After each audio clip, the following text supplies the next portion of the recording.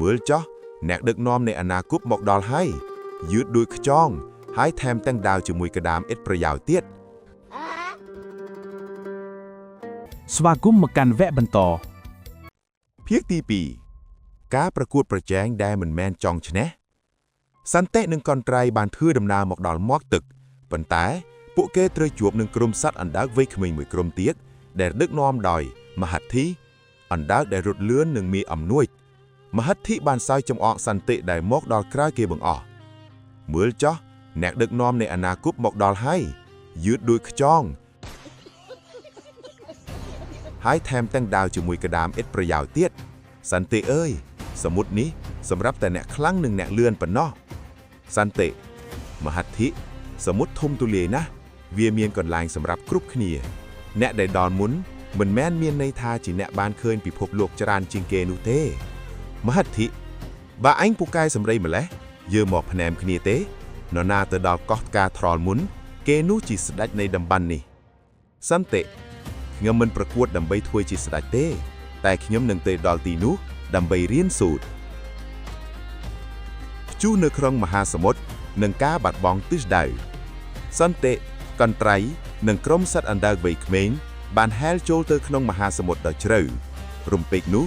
មេឃដែលធ្លាប់តែស្រឡះបែរជាងងឹតស្លុបព្យុះសង្ហារាបានបោកបក់យ៉ាងខ្លាំងរលកយក្សធ្វើឲ្យក្រុមអណ្ដើកដែលធ្លាប់តែមានអំនួចរបស់មហិទ្ធិភ័យស្លន់ត្រោននិងហែលបែកផងគ្នាមហិទ្ធិព្យាយាមហែលប្រឆាំងនឹងរលកដោយប្រែកម្លាំងបាយ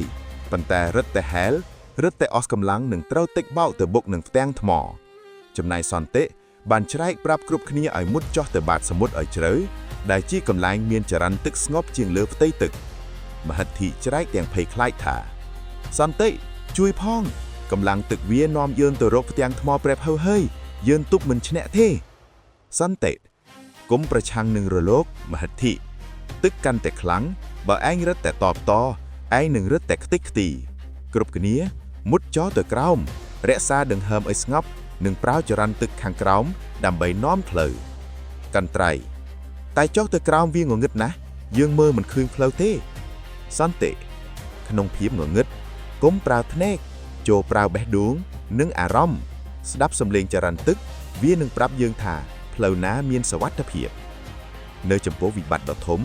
ការប្រើកម្លាំងមិនឈ្នះភាពឆ្លាតវៃឡើយជួនកាលការដោះថយមួយជំហានគឺជាយុទ្ធសាស្ត្រដើម្បីឆ្ពោះទៅមុខ10ជំហានមេដឹកនាំពិតប្រាកដលេចធ្លោឡើងនៅក្នុងក្រាអាសន្នភាពស្ងប់ស្ងាត់គឺជាអំណាចដ៏ធំបំផុតដែលមេដឹកនាំត្រូវមានដើម្បីគ្រប់គ្រងស្ថានភាពនិងផ្ដល់ទំនុកចិត្តទៅសមាជិកមេរៀនពីតាបញ្ញានិងសិល្បៈនៃការបង្កើតសម្ព័ន្ធភាពក្រោយពីព្យុះបានរលត់ទៅសន្តិបានដឹកនាំក្រុមដែលនៅសេសសល់មកដល់តំបន់ផ្កាត្រល់មួយដ៏ស្ងប់ស្ងាត់នៅទីនោះគេបានជួបតាបញ្ញាសាជាថ្មីដែលកំពុងរង់ចាំពួកគេមហិទ្ធិដែលធ្លាប់តែមានអំនួចពេលនេះបានត្រឹមតែអោនក្បាលដោយភាពខ្មាស់ហាមតាអណ្ដើកតើឯងបានរៀនអ្វីខ្លះពីព្យុះនេះក្មេងៗទាំងឡាយមហិទ្ធិខ្ញុំរៀនបានថាកម្លាំងរបស់ខ្ញុំគ្មានន័យអ្វីទាំងអស់នៅចំពោះធម្មជាតិសន្តិចំណែកខ្ញុំរៀនបានថាបើគ្មានការជួយគ្នាទៅវិញទៅមកទេយើងប្រហែលជាត្រូវស្លាប់បាត់ទៅហើយតាអណ្ដើកងក់ក្បាលពេញចិត្តល្អណាស់សន្តិឯងមានលក្ខណៈជាអ្នកដឹកនាំព្រោះឯងមិនទុកអ្នកណាចោលឡើយ